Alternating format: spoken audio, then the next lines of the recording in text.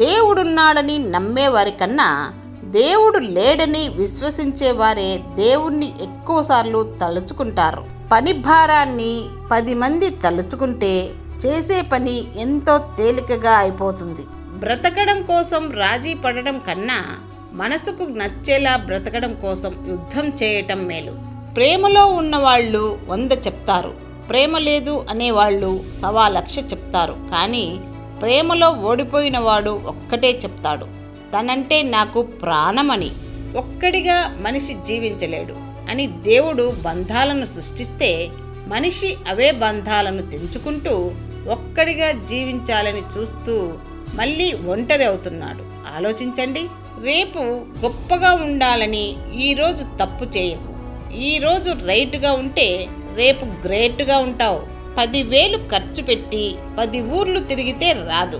మన అనుకునే వారితో 10 నిమిషాలైనా మనసు విప్పి మాట్లాడితే నిజమైన సంతోషం దొరుకుతుంది. పొగిడేవాళ్ళు నీ చుట్టూ ఉంటే నువ్వు గెలిచినట్టు కాదు, తిట్టేవాళ్ళు నీ ప్రక్కన ఉంటే నువ్వు ఓడినట్టు కాదు. మంచితనం ఎదుటివారి చేత విషాన్నైనా తాగిస్తుంది, కానీ శత్రుత్వం అమృతాన్ని కూడా తాగించలేదు.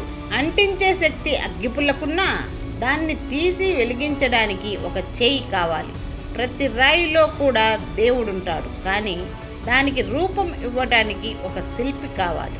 మనిషి తనను తాను నిరూపించుకోవడానికి ఒక్క అవకాశం ఇవ్వాలి. సహనం అంటే దండించే అధికారమున్నా దండించకపోవటం. ప్రేమంటే వదిలిపెట్టే అవకాశమున్నా వదలకపోవటం. వ్యక్తిత్వం అంటే చెడగొట్టే పరిస్థితులు ఎన్ని ఉన్నా చెడిపోకుండా ఉండడం. నిద్రపోయే ముందు ప్రతి ఒక్కరికి ఎవరో ఒకరు గుర్తుకు రావడం సహజం, కానీ తెల్లారి లేచాక ఎవరైతే మీకు ముందుగా గుర్తొస్తారో ఖచ్చితంగా వారే మీకు అత్యంత ఇష్టమైన వారు. ప్రేమ, దగ్గు, పొగ, డబ్బు వీటిని ఎక్కువ కాలం దాచలేము. ఈ ప్రపంచంలో 100కి 100 పాళ్ళు ఎవరిని ఇష్టపడలేము. నచ్చిన విషయాన్ని పంచుకొని నచ్చని విషయాన్ని తెంచుకుని ముందుకు పోవలసిందే. మనం ఎవరిని డిస్టర్బ్ చేయకూడదు, మనం ఎవరికి డిస్టర్బెన్స్గా ఉండకూడదు. నిశ్శబ్దంగా ఉండటమే మంచిది. విలాసవంతమైన జీవితం అనుభవించినంత వరకు గౌతముడు రాజుగానే మిగిలాడు. ఆయన కోటలు విడిచి పదవులు మరచి జనం కోసం, మార్పు కోసం అడుగు వేసిన రోజే బుద్ధుడుగా మారి దేవుడయ్యాడు.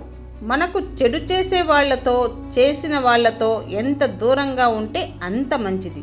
వాళ్లను అతిగా నమ్మకూడదు. వాళ్ళనైనా ఎవరినైనా ఈ రోజుల్లో అతిగా నమ్మడం కన్నా పెద్ద ముప్పు లేదు. కొందరి ప్రవర్తన మన గుండెల్లో సూదులతో గుచ్చినంత బాధను కలిగిస్తుంది. అయినా ఎందుకో భరించాల్సి వస్తుంది. నీ గురించి ఆలోచించే వాళ్ళ గురించి ఆలోచించడంలో తప్పు లేదు, కానీ నువ్వంటే కేవలం అవసరం మాత్రమే అయినప్పుడు వాళ్ళ గురించి ఆలోచించి ఉపయోగం లేదు. ఆత్మగౌరవం, ఆత్మాభిమానం, వ్యక్తిత్వం ఉన్నవాళ్ళు తమకు జరిగిన అవమానాల్ని పట్టించుకోనట్లు ఉంటారు, కానీ జీవితంలో ఎప్పటికీ మరచిపోరు. తెలివిగా మాట్లాడడం గొప్ప విషయం కాదు, తెలిసినంత, అవసరమైనంత మాత్రమే మాట్లాడడం గొప్ప విషయం. నువ్వు అవసరం లేదు అనుకునే వాళ్ళకి నువ్వే అవసరం అనేలా చేస్తుంది కాలం. స్త్రీ లేకుండా మగాడు బ్రతకలేడు. కారణం, మగాడికి ఆత్మవిశ్వాసమే స్త్రీయే కనుక.